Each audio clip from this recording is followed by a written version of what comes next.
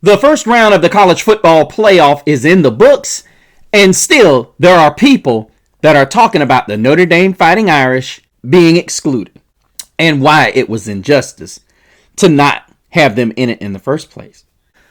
But like many of us, we don't harp on the past. We will discuss it, but we're looking to move on and make better, more effective decisions in the future. And one of them starts with the transfer portal, while others continue to push forward, but looking in the rearview mirror. Meanwhile, Marcus Freeman continues to get coaching calls out of the National Football League. And I, Mr. CeeLo, want to give him a vote of thanks and a vote of confidence on behalf of all of you. These stories and others on this edition of Talk Like a Champion.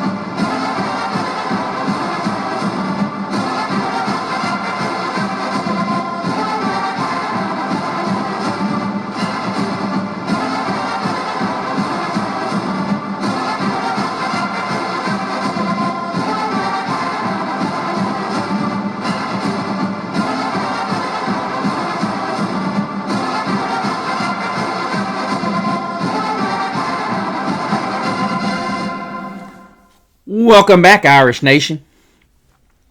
Thank you so much for being here with us on this Christmas version of Talk Like a Champion. And you're with the one and only Mr. CeeLo, wishing you a very Merry Christmas. Merry Christmas to my wife and kids, as well as my family. Thank you guys so much for supporting me and loving me, despite the fact that I'm hardly ever around. And thank you guys so much for joining us, whether it's today or Christmas Day or the day after, or even Christmas Eve. You're very much appreciated because, guys, we have, how do I say this, you guys? We started this year in darn near single digits as far as subscribers goes. And guys, we are at 155. Thank you all so much for your support. I am humbly appreciative and grateful. And if there's any other topics that you guys would like me to research or talk about, please leave in the comments. Because listen, I'm not one of those guys that I just pick the topics. I want to be able to talk about and research things that you... I am a nerd at heart, and I am a nerd for any type of football. I love it. I love the transfer portal. I love the recruiting and all of that. I'm going to be up to speed on all of that, you guys. I want to be one of your one-stop shops for all things that reflect the Notre Dame Fighting Irish. But let's get into it because I always am a guy of my fans and the fans of the show. Melissa said, "Why does everyone have to be a COG and join a conference? Stay independent." I agree, Melissa. That's what I keep saying. And it's mighty funny, the individuals that run around here and talk about being a welfare child. That's pretty much what you are in a conference. You can just be bad and still get paid. You don't even have to be competitive. I've got a show, guys, that has went 2 shows in the last month that have gone over 2,000 views. Now, I know a lot of you will probably laugh and say, oh my gosh, is he serious? Is he actually going to sit here and gloat about 2,000?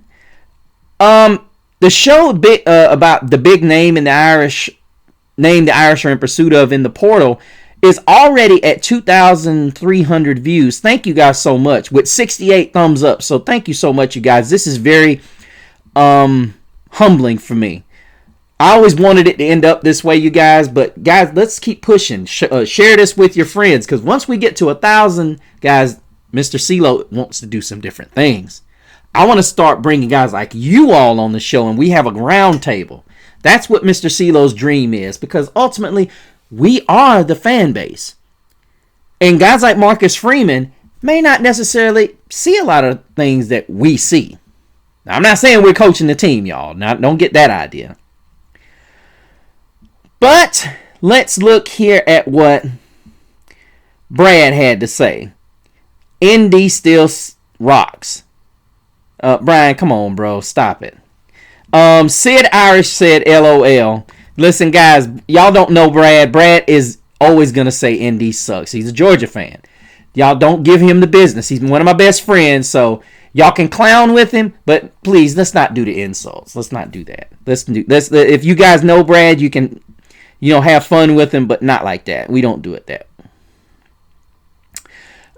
Sandra said, "Hey, let's say CeeLo, they barely used Fields at all the first few games. Same with Will Pauling.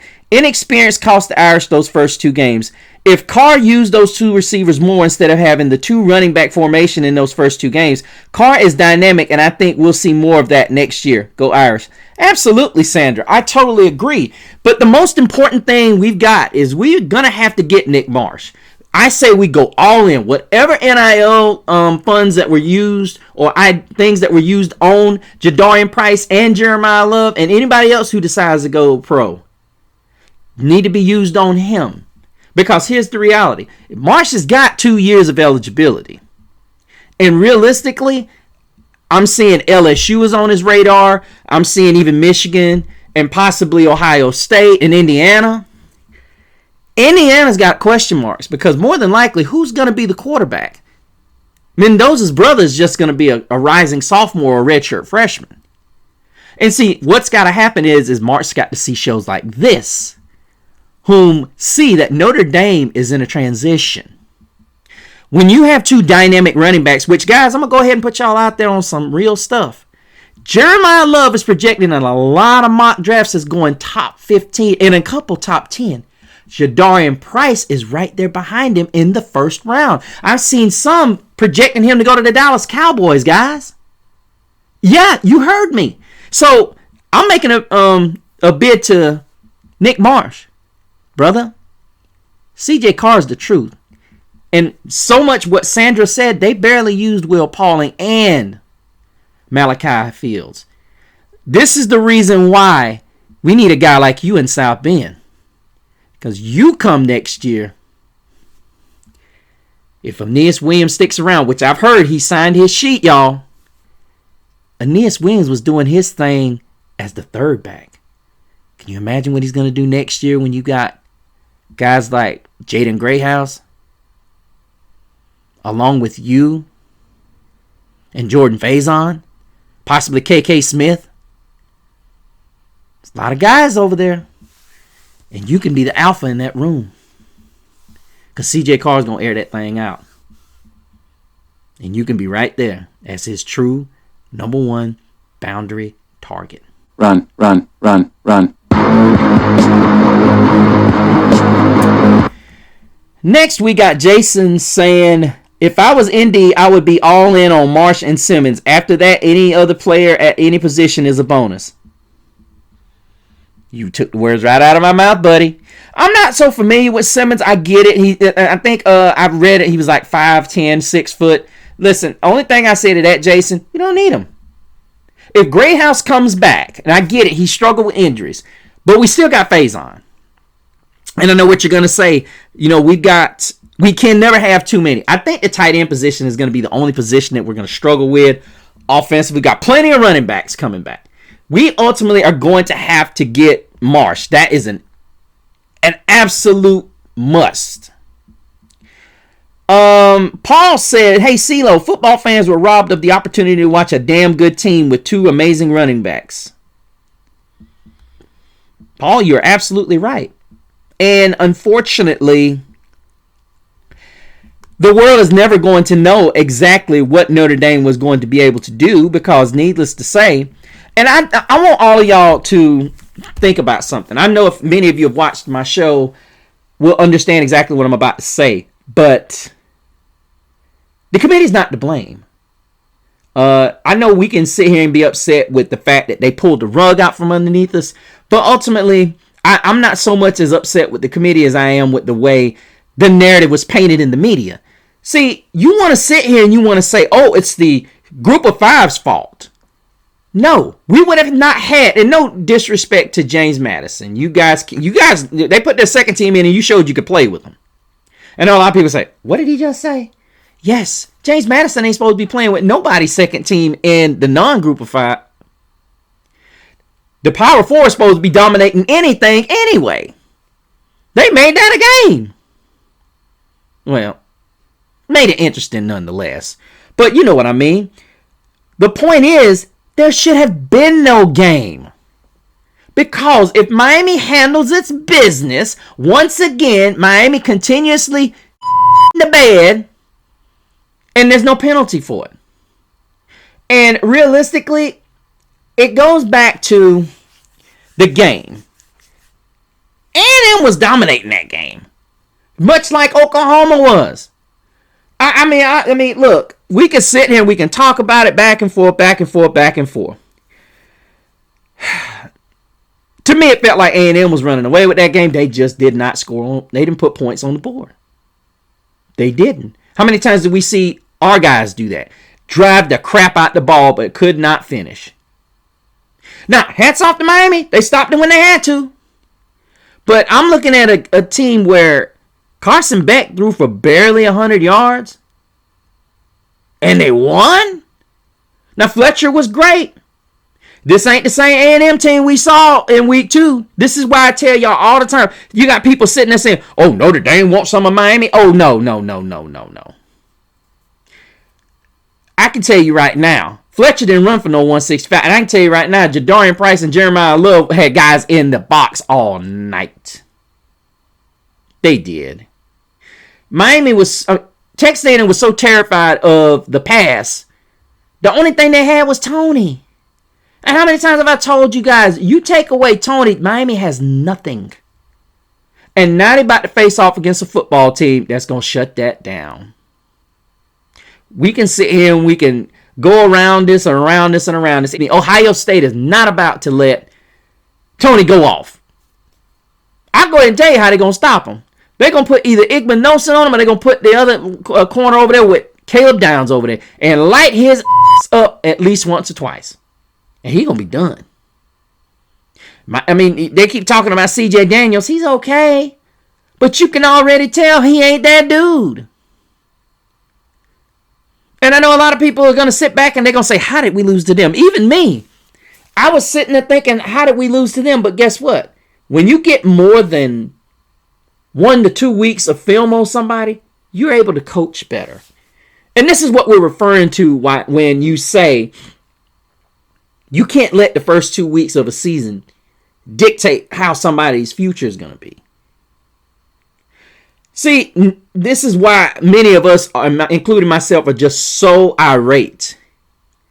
And when you hear people talk about we didn't even hardly use Will Pauling was pretty much non-existent the first couple of weeks.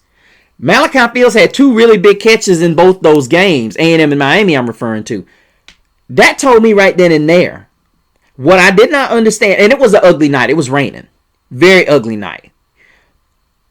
Ultimately, if these two are on a separate field or a neutral site, Malachi Fields would have just 8, 8, 8, and 8.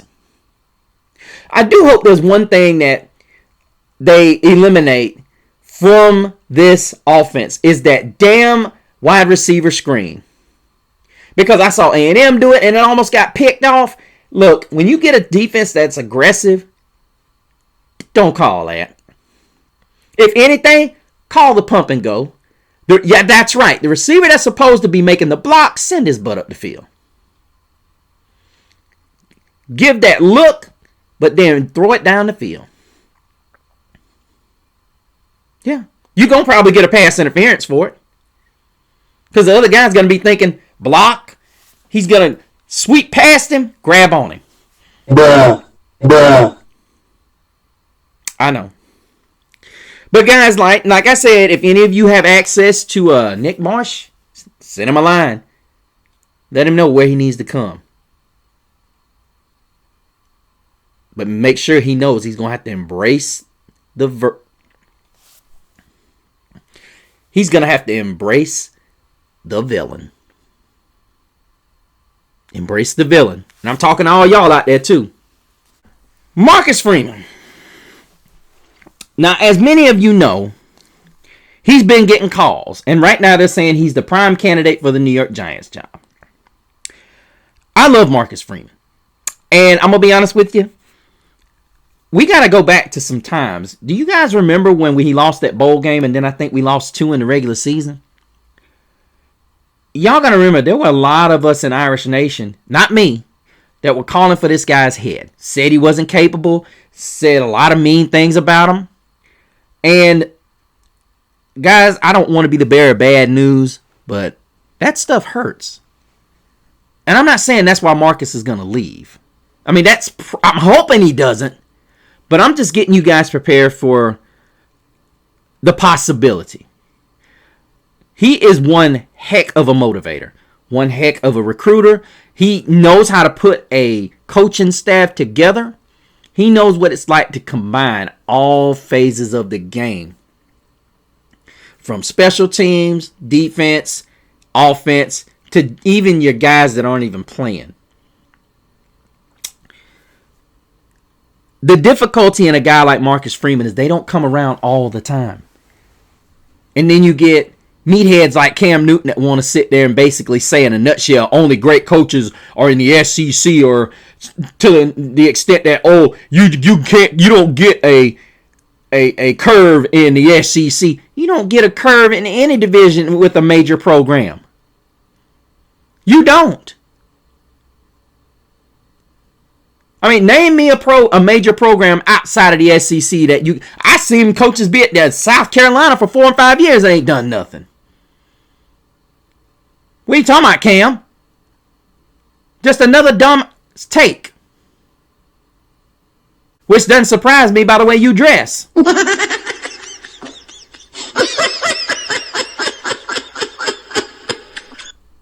That's another story. But guys, we have to appreciate Marcus. We all, even if you guys know podcasters that are talking about Marcus in a negative light, look, shut that down. Because here's the thing.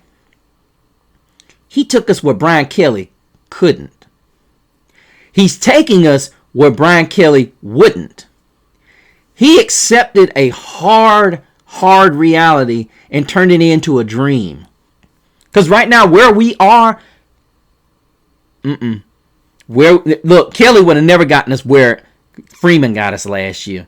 This team looked like it had reached its peak under Brian Kelly. That's why he left. And even with that LSU team, guys, that team was loaded with a bunch of mercenaries. What did he do with it? It's all a bunch of hype. And here Marcus Freeman has us. Right on the pinnacle of winning a championship. Guys, I truly believed in my heart we were going to win a championship. And it's because our fearless leader, who has the right stuff, the right attitude, and the right way to do it, set the blueprints, did it his way, and did it the right way.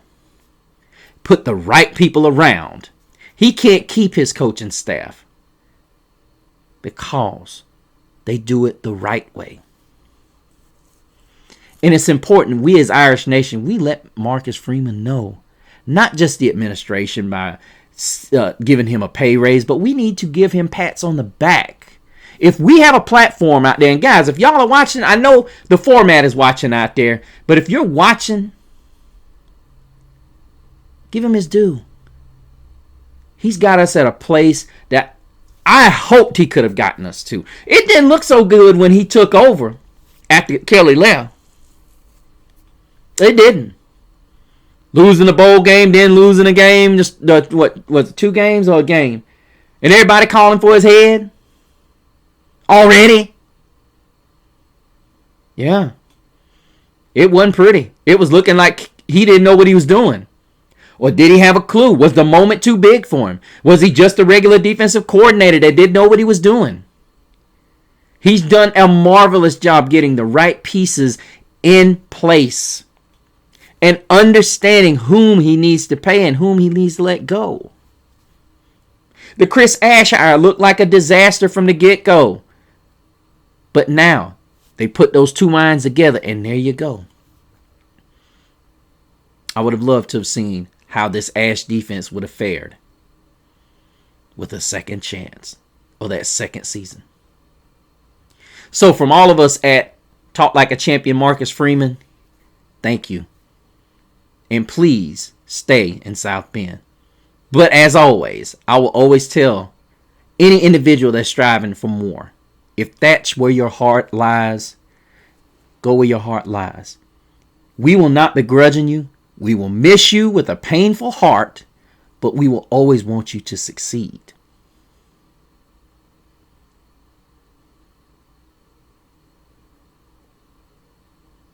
Now, before we go, it's easy to sit here and say it's easy to be the effing man. Marcus Freeman is showing what it's like to be the effing man. Jadarian Price, Jeremiah Love have shown what it's like to be the man or the effing man. But for you guys, being the effing man is not an option. Whether it's going to work every day, whether it's picking the kids up after school, or whether it's just helping the wife turn the light bulb because it's just too darn hot. Well, it's blown. It's not going to be hot, but you know what I mean. But guys, as you age, or even when you don't age, the ladies love a guy that takes care of his skin. It makes him the effing man. And while I got your attention, here's a word from today's sponsor by Loma Vita. This episode of Talk Like a Champion is brought to you by TF Man Whipped Cream Tallow, the only skin cream approved by men who wrestle bears for cardio. Now listen, gentlemen, most lotions out there smell like a field of daisy, kissed by a unicorn. TF Man, however, this stuff smells like a handshake between a lumberjack and a thunderstorm.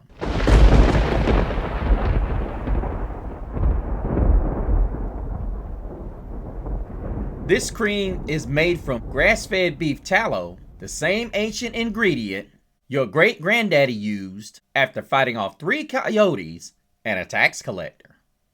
It's whipped smoother than a rookie linebacker getting whipped on opening day. Got dry hands? TF Man can fix that. Cracked hands? Cracked knuckles? TF Man fixes that. Skin so rough that it scares wildlife? Guess what? TF Man fixes that as well. I once saw a man put TF Man on his elbows and immediately go outside to chop wood with his forehead. What? True story. Well, maybe. This stuff absorbs faster than a linebacker reading a screen pass. No greasy shine, no girly glitter, no nonsense, just pure, rugged, man-level moisture. So if you ever fought a bear with a stick,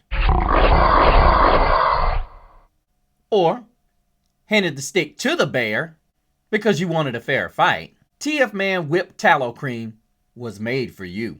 Go to lumavita.com, grab yourself a jar, and moisturize like a man whose handshake could bend steel. TF Man, because real men don't have dry skin. Guys, as we get ready to wrap up and get ready for Christmas, I want you guys to take a minute to reflect on this season. Guys, I'm going to be doing some shows in a couple of weeks to commemorate some of the couple of the guys that are going to be leaving us. I have nothing but love for these guys. I really wish they would have stayed one more year. But when you get phone calls that you're going to be at possibly the top of your class, you can't let nature hang on. You got to go for it. And like I said, I'm very proud to have been able to watch and basically do shows on these guys. I remember when I started doing this and I was talking about a young freshman that I had heard so much about in camp by the name of Jeremiah Love. And I wasn't necessarily smitten the first time I saw him, but as you started to see him get more and more and more and more carries, it just became obvious this guy was cut from a different cloth. And the real tragic part about this is that we did not get the opportunity to see him but once on the big stage, and he was not 100%. And that's where I think a lot of our fans are with that. Very distraught that we didn't get to see him on that big stage fully healthy. And really, that's the tragedy here. And that's what breaks my heart. He and Malachi Fields, I know Malachi Fields transferred here for the very opportunity to show his skills in the big game. And that was taken from him. And not like I said, I'm not throwing no pity party, and none of us are going to throw a pity party. At the end of the day, yeah, we should have won those 2 games, but ultimately we're not the only ones that lost 2 games. So, with that being said, I'm going to do a couple shows on those guys, because being that we're officially in off season, I don't want to officially close the book on 2025 without taking a look back, because this was a very memorable season despite the horrible disappointment that we suffered. But guys, we're going to be back. And I want all of you to embrace the villain. And my final word to Marcus Freeman. You have a good personality. You don't have a mean bone in your body, I can tell. But from now on, embrace the villain. Because no matter what we do in Notre Dame, no matter what we do outside of the South Bend, everybody hates the Irish. They just do. When you walk to the beat of your own drum, i.e. out of a conference, the haters gon' hate. Because they can't do what you do. Embrace the villain, Marcus. As the great Bret the Hitman Hart once said, the best there is, the best there was, the best there ever will be. And no matter what, somebody's going to hate your guts. What now? Let me know what you guys think. Sorry about the wrestling reference, but I'm an 80s, 90s guy. I grew up during the golden age. Make sure if this is your first time listening, you leave a comment down below, as well as your name and where you're from. Also, if you hit that sub button, put your name down below so I can give you a huge Irish shout out. Also, make sure you go over to the Facebook group and page, Talk Like a Champion, as well, and like and add us as a friend. Finally, make sure you go over to my Instagram and check me out at Mr. CeeLo, and keep up with all the in-season and off-season shenanigans I'll be caught up in. And don't forget to go over to Lima Vita and check out their specials for Christmas, so that they'll be at your place in time for Christmas. Well, not right now. But anyway, I hope you guys have a safe and happy Merry Christmas, or if you're watching this late, or had a happy and safe Merry Christmas. And I will be back with you soon. But until we meet again, may the road rise up to meet you. May the wind be always at your back. May the sun rise warm upon your face. May the rains fall soft upon your fields. And until we meet again, may God hold you in the palm of his hand.